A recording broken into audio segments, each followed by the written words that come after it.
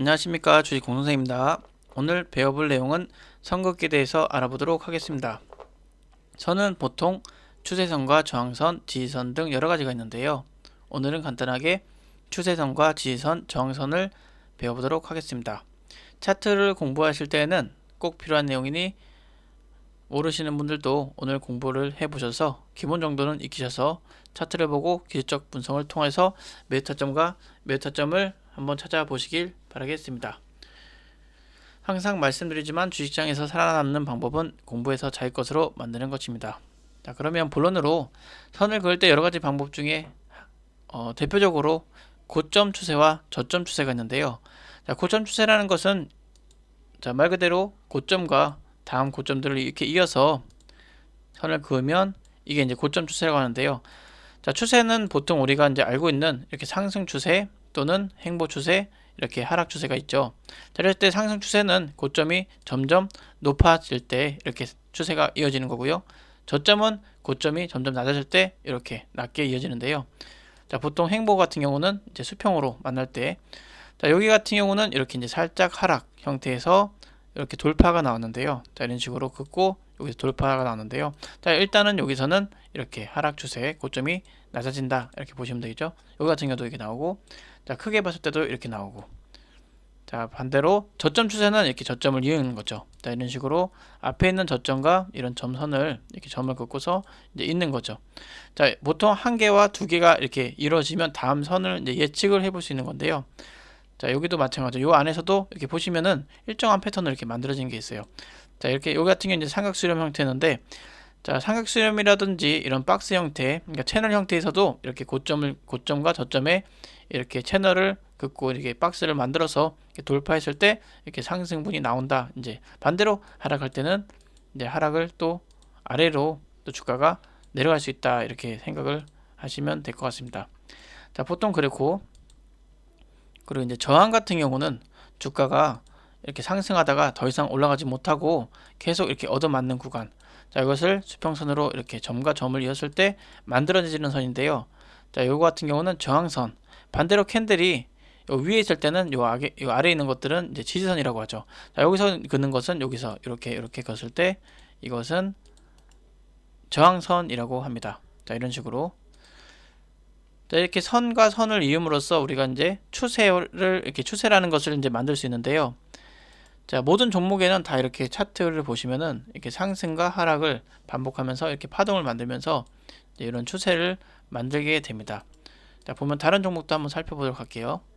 종목은 이제 여러분들이 아무거나 선정을 해도 상관없고, 자, 여기서 아무거나 한번 골라볼게요. 오늘 이제 퍼스텍이 많이 올랐는데, 자, 이거 같은 경우도 마찬가지로, 자, 여기 뭐 크게 보는 차트에서도 찾아볼 수 있고 작게 또 크게, 그러니까 자기가 어떻게 매매를 하느냐에 따라서 단기간점이냐 또는 중장기간점이냐에 따라서 선 긋는 방법도 달라질 수가 있습니다. 자, 이 같은 경우는 점과 점을 이렇게 잇는다면 자, 이런 식이 되겠죠. 자, 이 같은 경우는 저점이 점점 높아지는, 여기 저점만 봤을 때는 상승 추세가 될 수 있는데 또 고점도 이렇게 만들어 보면은 자, 이런 식의 형태가 되는데, 이 같은 경우는 약간 삼각수렴 형태인데요.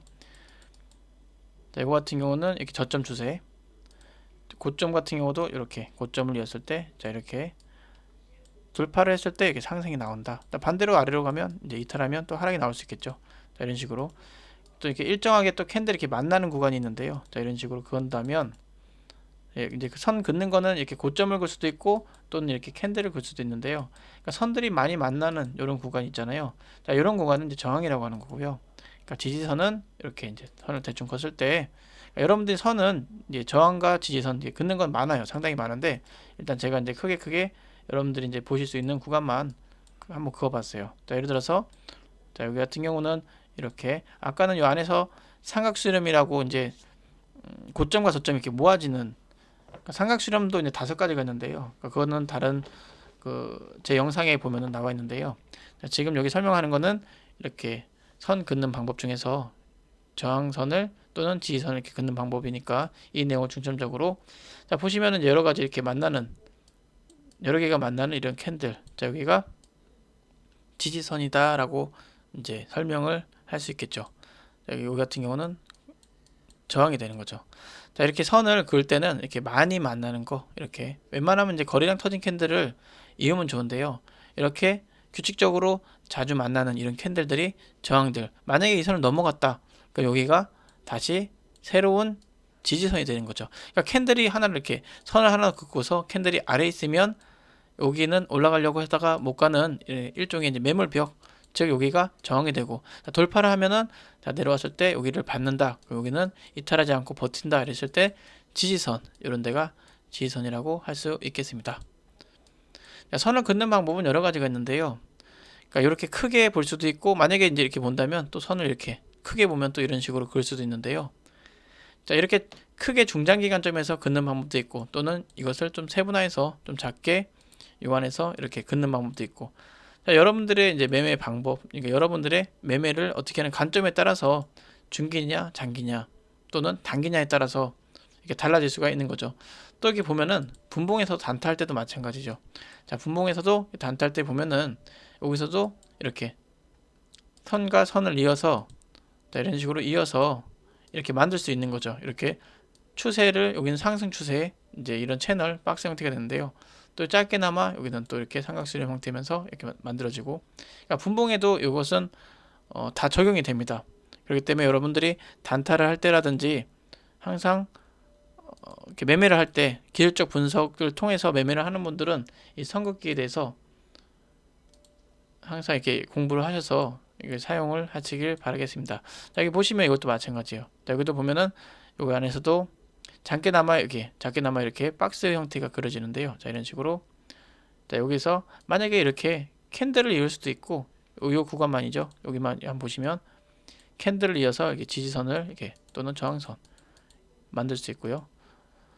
자, 물론 이게 이제 뚫는다고 해서 계속 가느냐, 자, 여기서 뚫은 척 했다가 이렇게 내려오는 경우도 있는데요. 여기 같은 경우는 돌파해서 이렇게 눌렸을 때 여기를 이제 지지선 삼아야 되는데, 이 같은 경우는 올라가는 척 했다가 내려왔기 때문에 안착을 하지 못했기 때문에 이 저항선을 뚫었다고는 볼 수는 없고, 한번 뚫었다라고 이제 시도는 해볼 수 있는 거죠. 자, 마찬가지로 여기도 마찬가지예요. 자, 이탈을 했다가 이렇게 다시 확인해서 이탈, 확인, 여기서 다시 추가 하락이 나와야 되는데, 그러지 않고 다시 빠른 시간 내에서 이렇게 캔들을 지체하지 않고 돌려준다면 이건 이탈이라고 볼 수는 없고, 잠깐 이탈했을 때 살짝 우리가 흔히 얘기하는 개미턱이라고 얘기를 해볼 수도 있겠죠. 자, 이거 같은 경우는 뭐 여러분들 취향대로 똑같이 캔들을 긋느냐 아니면 여기 꼬리를 긋느냐, 그러니까 여러분들 마음이죠. 그 대신 이제 여러분들이 기준을 정했을 때 여러분들 지키셔야 돼요. 지키지 않고 만약에 얘가 이탈했다고 해서 다음 지지선을 찾아보고 또 기다리고, 자, 그러면 손실이 커지기 때문에 그런 매매는 단타하다가 조금 손실이 커질 수 있으니까, 여러분들이 딱 기준은 흐트러지지 않게 기준을 정했다면, 만약 이탈하면 손절을 하고 다시 올라오면 다시 매수를 하더라도, 또는 뭐 이탈했을 때 어느 정도 한 마이너스 3%까지 여러분들의 기준을 정하는 겁니다. 정해서, 아니면 또 어느 정도 내려왔을 때 추매해서 뭐 이렇게 평단을 낮춰서 다음 이게 상승 눌림 주고, 또는 하락이 나와서 기술적 반등이 나오더라도 어느 정도 일정 부분 상승하면 빠져나올 수 있는 그런 매매를 하실 때 반드시 이렇게 선을 긋고서 어디가 지지선인지 저항선인지 이제 찾아보시고 이렇게 매매하면 큰 손실은 없을 거라 생각이 듭니다. 단지 이제 우리가 선을 그어놓고도 우리가 그렇게 매매를 하지 않기 때문에 손실이 크게 나는 것이지, 우리가 이제 아까워서 손절 못하고, 그렇지만 이 선을 지켜준다면 그렇게 큰 손실은 없고, 또 이 선도 어떤 선이 강한 선과 약한 선, 이제 그런 선들을 우리가 이제 매매를 이렇게 경험을 통해서 하다 보면은 어느 정도 숙달이 되겠죠. 그러면은 조금 확률적으로 좀 높아지니까 이제 그런 거. 또 만약에 이제 확률이 낮다고 해도 이제 그런 대응들을 조금 손실 이런 폭을 대응을 좀 예민하게 빨리 하신다면 손실이 커지지 않고 우리가 매매하는데 큰 무리는 없을 거라 생각이 드는데요.